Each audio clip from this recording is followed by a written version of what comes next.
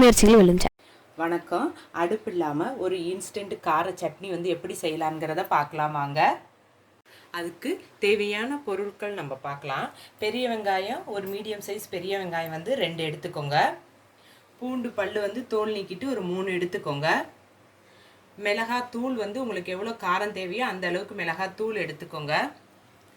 நல்லெண்ணெய் ஒரு 6 table spoon எடுத்துக்கோங்க.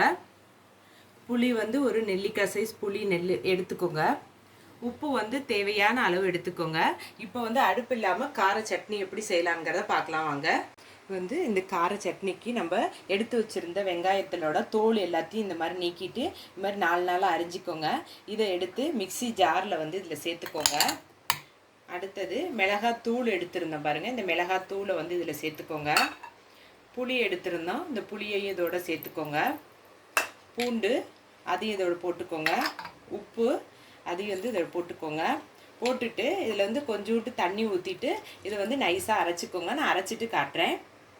நாங்கள் மிக்சி ஜாரில் போட்டிருந்தோம் பாருங்கள். வெங்காயம் எல்லாமே இந்த அளவுக்கு நீங்கள் நைஸாக அரைச்சிக்கோங்க. பாருங்கள், மிக்சி ஜார்லேருந்து எடுத்து ஒரு கிண்ணத்தில் மாற்றிக்கிட்டு அதில் கொஞ்சோண்டு தண்ணி ஊற்றி அதையும் இதில் ஊற்றிக்கிட்டேன்.